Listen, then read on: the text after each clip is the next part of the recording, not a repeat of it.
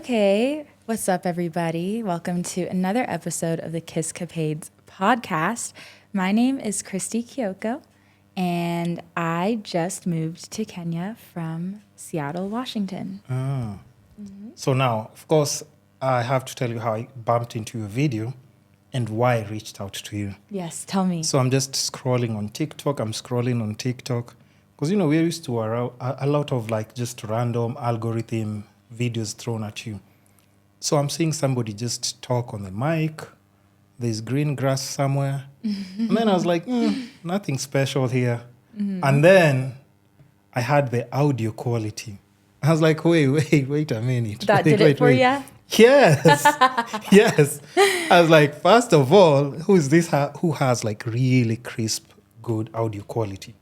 And then I go through your profile and then I'm like, oh, at least she's in Kenya. I was like, you know what? Immediately. And, my request is always like, I need you on my podcast. That's it. Like, that's it. There was nothing else. There was no introduction. Nope. You're like, yo, I need you on my podcast. That's it. I was like, who is this? And I think that's why I always like, after I do that, depending on how the person responds, I will know if I need that person on my podcast. If they're like, you didn't even introduce yourself or anything, I'm like, I don't need this person on my podcast. Yeah. But somebody who knows, they already know. Because like, there's a reason for I reached out. It's like, I just saw, and I was like, this is interesting. Like, cut to the chase. My name is so-and-so. I'm from here. No. None of that. I need you on my podcast. And then, okay, podcast, that's what he does. Okay, let's have the conversation from there. And of course, we did a chit-chat a bit. And, in less than a week, here we are recording an episode. Here we are. Look at life. Mad props. So, of course, we have to get to your story. And you can always just share what you can and what you can't. From the video on TikTok, what I saw, it's like you were talking about just coming back to settle or figure yourself out. What exactly is that? Everybody's just trying to get a visa right now. Yeah. And it's a pending request that you have to wait for like 12 months, 16 months. Wow. And, 2 years. Yeah. Well, here's just Christy just storming back into like, JKIA, coming back to Kenya. Strolling along. Yeah. So like, why just come back to Kenya when so many other people are just trying to go to the States just for greener pastures or better opportunities? Yeah. I would love to know. Okay. All right. So the inside scoop is I was born and raised in Seattle, Washington, and I've lived there my whole life. My parents moved to States to give me the best education in life that they could offer. And I always grew up knowing that we were going to eventually move back. My mom never saw States as her forever home. She was just there for me to also help her career because she's a nurse and to eventually move back. So she always made that known to me since I was a little girl that this is just temporary. Really? Yeah. Now there's times where she was going to move back sooner than now, but just the way that God had it, he had us really be patient, and it took a lot of hard work and waiting and prayer, and then she was finally able to make it happen for my family and I. So my family moved this summer. We sold our house and we moved. And for me, it happened to be at a time where I was already looking for something new, like a transition. Oh, really? Yeah. In Seattle, I was very much involved in the fashion and music industry. I could see. I was like, what the hell is she thinking? Why? But go on. Sorry for interrupting. I was doing so much there. So much. All great things. And I enjoyed it. But I'm turning 25 next year. I turned 24 this year. And I knew that once I turned 25, since I was like 8, I knew that once I turned 25, like, it's go time from there. Because I had like goals, I have dreams. Yeah. And that requires a lot of hard work. And it kind of hit me this year. I'm like, this is the year for me to take time off and actually like put time into my talents and the things that I love to do without the stresses of, working a full-time 9-to-5 job, just the stresses of being in a society where people are always constantly moving, people are watching everything you do. My life was very much in the spotlight. Like most of the people were catching up on like what I was doing, whether that's through YouTube, through Instagram, through this fashion platform that I started in Seattle. So I was on the go a lot, and I started feeling really burnt out at some point. That, and then also I had a really demanding job. So when my mom moved my siblings over first, they came first, I was met with like this gut-wrenching sadness because I am so close to my little siblings. Yeah. And I didn't realize how much I'd missed them. And I knew that this day was coming over the last like 2-3 years, but it came by so fast. And I was like, I can't, what am I supposed to do now? Like I've been an older sister, eldest daughter for so many years. What am I supposed to do? Yeah. So that was the first thing. And then when we started putting our house up for sale, like that was the second like realization. I'm like, dang, like life Reality is moving check. and I'm going to have to find somewhere to live. I'm going to have to figure out what I need to do and or what I want to do. And I was like, but this is kind of hard right now because I haven't really had that time to think about it. And I was pursuing my passions and dreams while I was working, but I can't give it all because half of my energy was going to my job and the other things. So I was already feeling like something needs to shift, and it just so happened that the timing of all of this was so perfect. And I was able to resign from my job. And comfortably Good God. Yeah, comfortably Somebody so, hears though. resignation in Kenya, they're just like... I know. Well, it was scary. I won't lie. Like, that's a big decision to make. Yeah. I worked really hard to get where I was. I had gotten promoted. What kind of job were you doing? I was working for a company called the Real, which is the largest luxury secondary market in the world, where you can buy and sell luxury and designer goods. And Hold on. Okay. Go on. Thank you. And so when I came out of college, I graduated with my bachelor's in business marketing and management. First job out of college was a managerial role in that company. And then that was 2 years ago, and I grew up all the way into an executive role. So by the time that I resigned this year, I was... I don't know whether I should be celebrating or whether I'm disappointed. I don't know. But go on. But here's the thing. Like, I'm still young, right? And I spent a lot of time building my resume to get to where I was in my career. And I knew that I could always come back to it. And there had to be a time where I had some time to be able to delve into other pieces or aspects of me and my creativity, whether that's through music or fashion. So Kenya, since I had already been coming yearly to visit. Oh, you used to come like every, the summer bunny, Summers, December. Decembers. Okay. Actually, the last time I was here was in January. I was here for a month. Oh, this past this January? year. Okay. Yeah. And when I came back, I was like, oh my gosh, I need to go back. Like, there's just this piece that I get here. It's different, Yeah, very different. Very different. And I could go more into that later, but I just really missed it. And I knew that Kenya would be the perfect place for me to have that time that I'm talking about and be able to discover myself at a deeper level. Not saying that I don't know myself, because I posted that and then someone's like, you don't know yourself? Why? What makes you think you're going to find yourself Where here? have you been all these years? Yeah, exactly. But that's not the case. I know myself well, but I never really gave myself that chance to really go hard at something that I want for me. True. And also discovering who I am in the process. You need time to do that. Sometimes when you have a lot of distractions in life, it's really hard. So the opportunity presented itself. I prayed about it. I got approval from God about it. And and then everything just lined up. Like, everything just lined up perfectly. It's honestly just mind-blowing, like, how great this experience has been for me so far. And I decided I was going to just talk about it. And how many months has it been? Since August. So almost 3, which is so sad. No. I mean, it's still like kind of like just enough time. Plus, you still have, like you've said, you still have time. Yeah. And when it's just, you feel like there's just something more you need to tap into. That's just where you are. Yeah. And if your mind is not where you want to be, it's kind of useless though. Yeah. No, I was so ready for this change. And I also was able to come and help out with my siblings getting into a new school, helping them adjust, and also helping my mom with the new house and everything, getting curtains and improving my Swahili and bargaining and all the things. So you grew up your entire childhood just in the States? Yeah.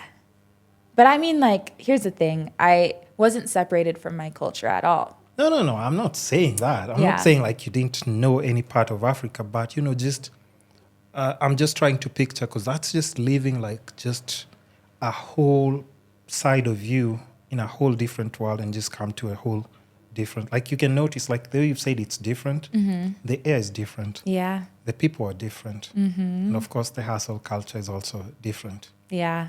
And most importantly, the government is different. Yeah. Heavy on that. So it's just leaving a whole part of you to come into a whole different, like just community. Even like the way you're talking about like with schooling and your siblings and stuff. But is it something that you're finding, I know you're enjoying it, but are you finding it difficult to adjust? Because our systems are different. If somebody tells you something's going to happen at a certain time, it's not going to happen at the same time, right? Yeah. So what kind of like what I'm talking about. Like, not so many Uh-huh. systems are very reliable, but is that something that's kind of hard to adjust to, or you're loving it as well, probably? I think because I've been here consistently, Oh, I've okay, been able every to year, get kinda? used to, there's less of a culture shock.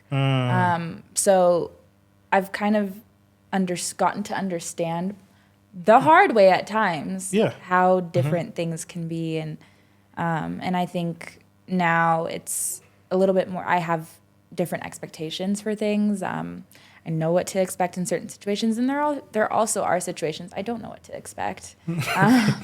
So yeah, I mean, I haven't found it as challenging because I've been able to be here enough to be able to know, and also being careful about what I'm doing out here and like where I'm going and all these things. Definitely. So that also helps too, rather than just like blindly walking into any situation. Yeah. You already know what's going to happen with that. Yeah. And then also just a follow-up even on that, because like you've said, of course, you were coming like every single year, right? But how is it like just now knowing that even like your childhood friends, I'm guessing probably, like, is it easy to make friends in both sides and still have like communication? Because I think the biggest thing that probably, I don't know if it's something that you've realized, like even you posting yourself like just on TikTok has brought like a whole different community, because that's like how we've even like just been able to sit down and just have this chat. Right. But how are you able to balance and navigate like all those things? Like, you probably have like your childhood bestie like on the whole other side. Yeah. That is growing in a different direction, family. Probably you guys promised each other like you'll be taking your kids to school together. I've already moved to a whole different country. But just like those minor adjustments, how are you able to like just keep relationships though? If you're constantly moving. That's a great question. Yeah, it's a great question. I still talk to my friends every day. Yeah. Not so much like on FaceTime, but there's so many ways to communicate nowadays. Yeah. So yeah, I stay in touch with my friends. Also, we're at the age now where like people are really getting into like their lives, and people are focused on work. They're focused on like their passions, their hobbies. Like I think we're starting to grow out of that age where we're talking every single day. You know what I mean? Yeah. So family. Is everything okay out there? I'm just trying to wonder, like, what the hell is going on? But, now listen. Ooh, I hope everyone's all right. Because the thing is, I was wondering, I think it's going on for a bit too long. Too long. Too long. I'm about to send the security guy, like a text, like, yo, what's going on? Yeah. But yeah, I think we're good now. We're good. Yeah. So I stay in touch with them, but yeah, we're all doing so many different things. My friends are in their like big girl, big guy jobs. So the demand for socializing all the time is not as much there. They also are respecting me and my space and my time. And that also leaves room for new connections and new friendships. And I've been able to do that mainly through social media. So like I've been connecting with some people that I think are doing really cool things. Their creativity is out of this world, or they just seem really chill, and I want to get to know them, and we'll get coffee or lunch or dinner, and I'm having such a great time doing that and like making new friends that way. So yeah, like I don't find it challenging at all. I find it actually really exciting. You're kind of enjoying it, right? Yeah, and my friends are so excited to come visit me. Let's say that I end up staying here. They're really excited. Are you planning to stay here or relocate at some point? I know you're thinking about a lot of things. I am. But maybe, are you planning to stay for a year or two and then go back to the States? Because even like, what do you think even like the opportunities will be there, music-wise, fashion-wise? Because, you know, now if it's fashion, you have probably to tap into like, you know, more African fabrics, designs, and all that. What's going on in your head, like, you know, in terms of creativity? There's so much going on in my head. So much. Will you have to adapt to our style? Will you force us to adapt to your style? I want to introduce something new. Really? Yeah. I'm really open-minded right now. I'm like so open-minded. I've always wondered like, what's up with the fashion here in Kenya? I know it's there because in Seattle, people were like, there's no fashion here. Really? And Seattle is just known for not being a stylish city compared to the other metropolitan cities. But I was able to prove everyone wrong with that, with the Style Series, which is the platform I was working on with a friend of mine. Is that where, like, you could see, like, on your Instagram, like, a couple of places where you have, like, pictures are being taken. It's almost like a runway. It's not a runway, but it seems like an event that's happening. You're showcasing, like, some clothes and stuff. Fashion shows, fashion events, fashion weeks. I did fashion interviews. So that was just all you, like, building it up from scratch, the idea, and bringing it to life. Yeah. I wanted to do creative storytelling. Still don't understand why you've left that behind. I'm confused.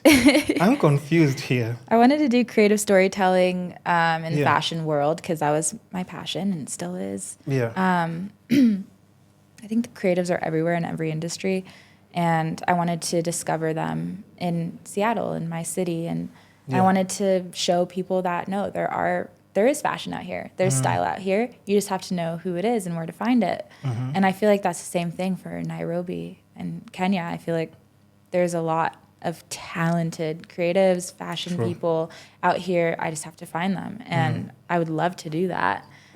So it would look a little different the way that I go about it. I try, when it comes to my content, I try not to do it what's the word? Like the way that I like to direct content, produce it is very like what's the conventional? Word? Yes, I want to say that, but I don't know if that's the correct word. Yeah, like it's not like what you see every day. Yeah. Just like how when you came across my content, I was sitting outside with a microphone. Who is this? And it's like, what kind of microphone are they using? And that how is it connected outside? I was just like, I'm confused. So I understand, Yeah, so I like kind of doing things differently. So with the fashion stuff, we started off doing like after the show interviews, talking to the guests, asking them what they thought of the runway, because like with Vogue and Elle Magazine, Cosmopolitan, a lot of the major magazines and fashion platforms, it's very much like they go straight to the designer. And these designers are really hard to reach, and it's only like the high-end brands and names that you know, and they like probably Marc don't Jacobs. want to talk anyway, because you never see them talking about. Exactly. So with what I was doing, it was kind of breaking that barrier between the viewer and then the designer. We want to know what's the story behind your collection, what inspired you, how did you make it, we also want to know what did your guests think of your show? We asked the guests, we asked the models, and it was just fun. I didn't expect for it to go the way that it did, but next thing I knew, we were in New York, like backstage at some of like the biggest fashion shows, and interviewing all sorts of people and seeing all types of cultures. New York Fashion Week, and it had like international designers too. So hold on. Oh my gosh! I just think it's casual. It's not just a casual thing that you're doing, but that's a big deal. Congrats! Thank you. And even getting to be welcome in such doors, it means you're doing something great already. Thank you. I appreciate that. But yeah, so yeah, when it comes to now being in Kenya, like I'd like to kind of use that same approach, just kind of candid with everything, like conversation first, connection first. Like I think that's what makes content really authentic and fun to watch, is seeing an authentic connection happening right before your eyes. And that's what also made it so special for me, like being a host, being able to experience that and feel that. And I realized I had a passion for that, and journalism and broadcasting, which I just really didn't know was in me. See, that's crazy, because like even like if you think about it now, you look back, like even in your content, there's so many things that you're passionate about that are art related, right? And considering your mom was doing something like now that's a traditional career, like nursing, the usual nursing, doctors, engineers, those are the jobs that we normally already know, like this is what like old school people like really believed in as work. So where did this influence come from? Because like how I'm sure she just wanted you probably to like focus on what did she want you to be, not what you wanted to be. I was studying nursing. Oh really? Yeah. Okay, you see, that's what I'm talking about. You see, yeah, because then again I'm like, so where did this influence come from? Because of course as a mom should be like, yo, you see, this is what has worked out for me. So do this probably first and then do whatever you want. But at least